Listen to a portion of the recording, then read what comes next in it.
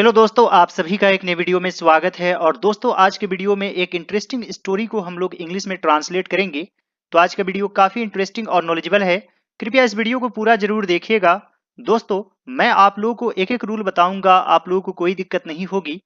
और आज की वीडियो की खास बात यह है कि आप लोगों को इस वीडियो के अंत में एक एक्सरसाइज मिलेगा, जिसे ट्रांसलेट करके आपको कमेंट बॉक्स में अपना जवाब लिखना है। या फिर दोस्तों, आप मुझे इंस्टाग्राम पर फॉलो कर सकते हैं। मेरा यूजर आईडी है ऑल राउंड नॉलेज, और वहां पर आप मुझे मैसेज कर सकते हैं। यानी कि दोस्तों, जो भी एक्सरसाइज आपको मिलेगा, आप उसे अपने कॉपी बुक पर या नोटबुक पर लिख लीजिए, उसे ट्रांसलेट कर लीजिए, अच्छे से जांच परख लीजिए, और फिर एक फोटो खींचकर आप मुझे इंस्टाग्राम पर मैसेज कर सकते हैं। और हो सकता है कि आपने जो आंसर लिखा उसे मैं नेक्स्ट वीडियो में आपको अपने स्क्रीन पर दिखाऊं, और आपके जितने भी साथी हैं सभी देखेंगे। और जो भी गलत सही होगा मैं वहीं पर आप लोगों को बता दूंगा। तो आप अपना नाम जो है सीक्रेट भी रख सकते हैं, या फिर आप मुझे कह सकते हैं कि सर आप मेरा नाम ले लें, तो मैं आपका नाम भी ले लूंगा। So friends, without wasting much time, let's get started now. एक बार एक लड़का अपने भेड़ों की एक झुंड को लेकर एक जंगल गया। तो दोस्तों, यह सिंपल पास्ट टेंस में है। सिंपल पास्ट टेंस में subject plus verb two plus object use करते हैं, आपको पता ही होगा। और दोस्तों, यदि आप शुरू से टेंस सीखना चाहते हैं तो आप टेंस के प्लेलिस्ट में जा सकते हैं। और स्ट्रक्चर के साथ इंग्लिश सीखना चाहते हैं तो एडवांस्ड स्पोकन इंग्लिश स्ट्रक्चर एक प्लेलिस्ट है, उस पर भी आप जा सकते हैं। और इन सभी चीजों का लिंक आपको वीडियो के डिस्क्रिप्शन बॉक्स में मिल जाएगा। तो दोस्तों, सबसे पहले लिखेंगे एक बार एक लड़का एक जंगल गया। एक बार यानी कि वंस। एक लड़का अ बॉय। गया, गो से वेंट बन जाएगा, वेंट टू अ फॉरेस्ट। अब दोस्तों, यहां पर है अपने भेड़ों की एक झुंड को लेकर, या फिर अपने भेड़ों की एक झुंड के साथ, आप ये भी बोल सकते हैं। तो आप यहां पर विद यूज कर सकते हैं, with a flock of sheep. दोस्तों, एक चीज का आप ध्यान रखेंगे कि शिप का प्लूरल फॉर्म एस या ईएस लगाकर नहीं बनता है। यानी कि दोस्तों, शिप को हम शिप्स नहीं लिख सकते हैं। और इसी प्रकार फिश को भी हम लोग फिशेस नहीं लिख सकते हैं, ये भी रॉन्ग हो जाता है। यानी कि दोस्तों, सिंगुलर हो या प्लूरल, फॉर्म यही रहता है। Once a boy went to a forest with a flock of sheep. वह भेड़ों की निगरानी करते करते थक गया। तो दोस्तों, थकना को आप इंग्लिश में कह सकते हैं गेट टायर्ड। दोस्तों, गेट का यूज बहुत तरीके से होता है, इस पर मैं एक अलग से वीडियो बनाऊंगा। और आप लोग भी मुझे कमेंट करके बता सकते हैं कि क्या गेट पर आपको वीडियो चाहिए। क्योंकि दोस्तों, तीन ऐसे वर्ब हैं जिनका इंग्लिश में बहुत ही ज्यादा यूज होता है। एक हो गया गेट, एक हो गया टेक, और तीसरा हो गया have breakfast, I have a book, have a rest. उसी प्रकार गेट का भी बहुत यूज होता है, I take tea, take breakfast. तो दोस्तों, इन तीनों वर्ब्स का यूज बहुत प्रकार से होता है, तो मैं बारी बारी से आप लोगों को बताऊंगा। पहले गेट के बारे में आप लोगों को बताऊंगा। तो आप लोग सभी मेरे चैनल के साथ बने रहिए, यहाँ पर आप बिल्कुल डिटेल में आराम से इंग्लिश सीखते हैं बिना किसी दिक्कत के। तो आप लोग सभी मेरे चैनल को सब्सक्राइब जरूर कर लेंगे, और अब तक मैंने जितने भी वीडियोज बनाया है सभी वीडियोज को जरूर देखेंगे। तो दोस्तों, गेट टायर्ड यानी थक जाना, तो यहां पर पास्ट फॉर्म में गॉट टायर्ड हो जाएगा। तो पहले लिखेंगे वह थक गया, ही गॉट टायर्ड। अब दोस्तों, इसके बाद हमेशा ही ऑफ यूज करते हैं, ऑफ वॉचिंग। यानी कि देखते देखते या निगरानी करते करते भेड़ों की, the ship. He got tired of watching the ship. एक दिन उसने मजे करने के लिए भेड़िया भेड़िया चिल्लाया। तो दोस्तों, यह भी सिंपल पास्ट टेंस में है। तो यहां पर लिखेंगे वन डे ही साउटेड, यानी कि चिल्लाया, उल्फ वुल्फ, यानी कि भेड़िया भेड़िया हिंदी में चिल्लाया और इंग्लिश में वुल्फ वुल्फ। और यहां पर है मजे करने के लिए, यहां पर आप लिख सकते हैं टू हैव फन, या फिर आप यह भी लिख सकते हैं to make a joke. One day he shouted wolf wolf to have fun. गांव वाले दौड़ते हुए आए, द विलेजर्स केम, कम से केम हो जाएगा, simple past tense.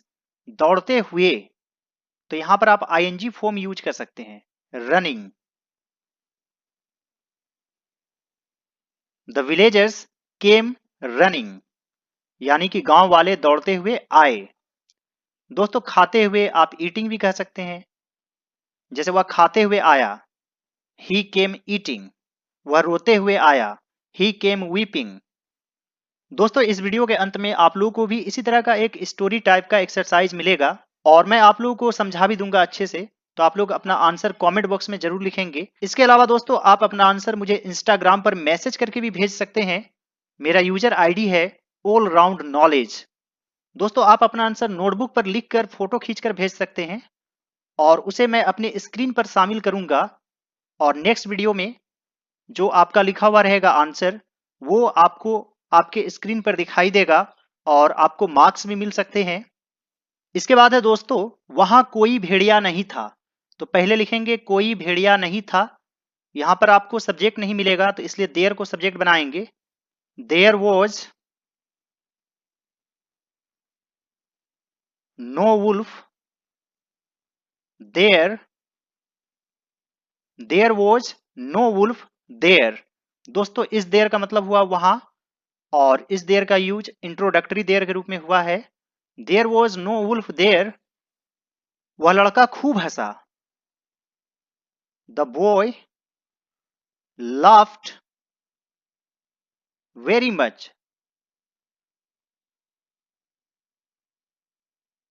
the boy laughed very much। गांव वाले बहुत क्रोधित हो गए, the villagers became, या फिर got very angry। दोस्तों मैंने आपको पहले ही बताया है कि गेट का बहुत तरीके से यूज होता है और उसी प्रकार become का भी होता है। the villagers became very angry। कुछ दिनों बाद उस लड़के ने फिर वही मजाक किया, तो यहां पर आप लिख सकते हैं आफ्टर फ्यू डेज, या फिर a few days later. Later means भी होता है बाद में। द बॉय, फिर वही मजाक किया, तो यहां पर आप लिख सकते हैं played the same joke. Play the joke यानी मजाक करना। After few days the boy played the same joke. लोगों ने भेड़िया भेड़िया चिल्लाने की आवाज सुनी। The people heard the cry, यानी कि चिल्लाने की आवाज of wolf wolf. The people heard the cry of wolf wolf. दोस्तों हियर में सुनना होता है और हियर से हर्ड बन जाता है, वर्ब टू। कुछ लोग फिर दौड़ते हुए आए। Some people came running again. Some people came running again. उन लोगों ने फिर उसे हंसते हुए पाया। तो दोस्तों इस तरह के सेंटेंस को मैंने स्ट्रक्चर के साथ आप लोगों को बताया है। आप लोग सभी एडवांस्ड स्पोकन इंग्लिश स्ट्रक्चर के प्लेलिस्ट में जा सकते हैं। यहां दोस्तों पाया के लिए फाउंड यूज करेंगे, तो यहां पर लिखेंगे they found the boy laughing again. They found the boy laughing again. वहां पर बिल्कुल भी कोई भेड़िया नहीं था। यहां पर भी देयर से शुरू करेंगे। There was no wolf there at all, यानी कि तनिक भी, बिल्कुल भी। There was no wolf there at all, एक दिन सचमुच वहां एक भेड़िया आ गया। One day a wolf really came there. One day a wolf really came there. भेड़ डरकर भागने लगे, तो यहां पर लिखेंगे द sheep, भागने लगे। जैसे मैं खाने लगा, आई बिगेन टू ईट, वह रोने लगी। सी बिगेन टू क्राई, तो यहां पर लिखेंगे the sheep begin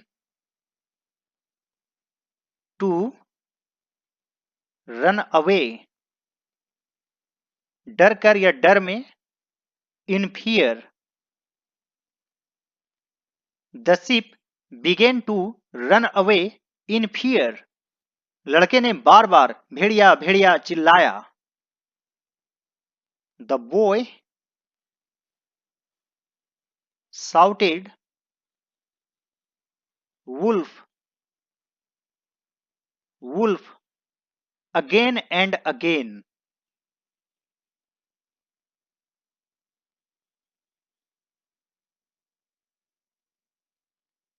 the boy shouted wolf wolf again and again, लेकिन उसके पास कोई नहीं आया।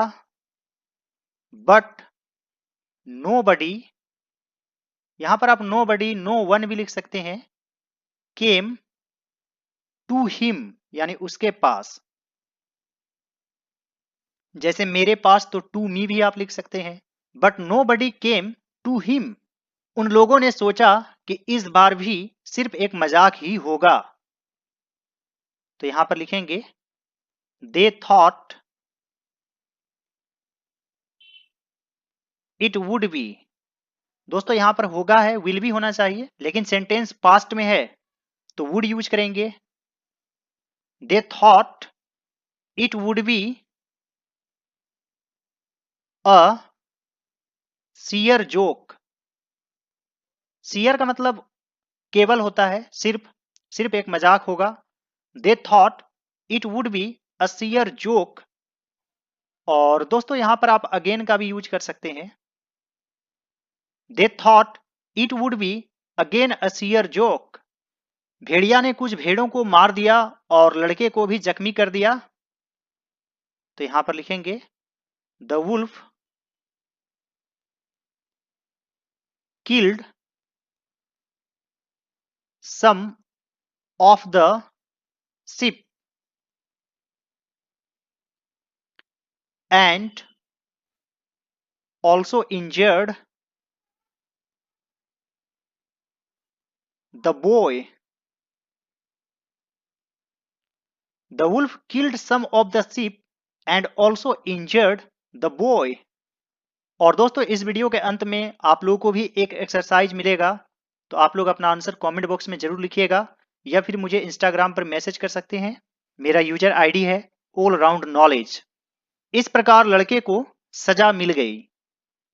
इस प्रकार यानी कि 10 the boy got the punishment.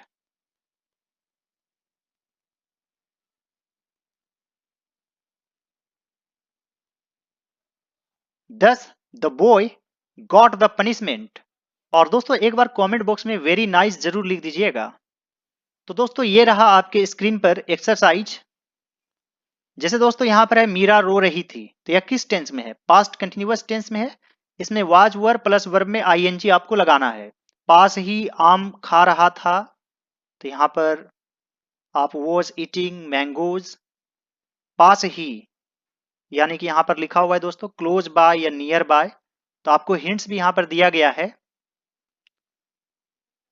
आम एक ही था और मोहन उसे अकेले ही खाना चाहता था। मोहन स्वार्थी लड़का है।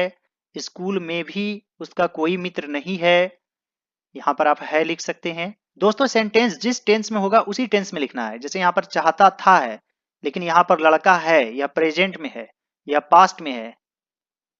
यहाँ पर है स्कूल में भी उसका कोई मित्र नहीं है, तो उसका कोई मित्र नहीं है यानी कि उसके पास, वह अपने माता पिता का कहना नहीं मानता। यह सिंपल प्रेजेंट टेंस में कहना मानना यानी ओबे। और यहाँ पर ही सब्जेक्ट है, यहाँ पर आप डज नॉट यूज कर सकते हैं। मोहन के पिताजी अपने दफ्तर से अभी नहीं लौटे थे, यह सिंपल पास्ट टेंस में है। यहाँ पर आप डिड नॉट यूज कर सकते हैं, डिड नॉट रिटर्न। उसकी माँ बाहर गई थी, यह भी सिंपल पास्ट टेंस में है, यानी वेंट आउट आप लिख सकते हैं। मोहन ने आम घास पर रख दिया, यहाँ पर आप पुट यूज कर सकते हैं। घास पर ऑन द ग्रास यूज कर सकते हैं। और मीरा को पीटने के लिए आगे बढ़ा। एंड यहाँ पर दोस्तों आप मूव फॉरवर्ड भी लिख सकते हैं, move forward to beat Meera. इतने में एक कौवा उस आम को लेकर उड़ गया। इतने में यहाँ पर आप बाय दैट टाइम भी लिख सकते हैं। एक कौवा अक्रो आम लेकर उड़ गया। Flew away with the mango. यहाँ पर दोस्तों हिंट्स दिया गया है, और यह देखकर टू सी दिस भी आप लिख सकते हैं, या फिर सिंग दिस भी आप लिख सकते हैं। यहाँ पर दोनों ही दिया गया है, देख सकते हैं। तो दोस्तों आप लोग अपना आंसर जरूर लिखेंगे।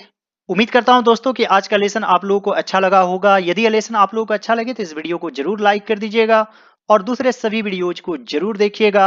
आप लोगों को एंड स्क्रीन ग्रुप में दिखाई दे रहा होगा। All right friends, thanks for watching, have a great day.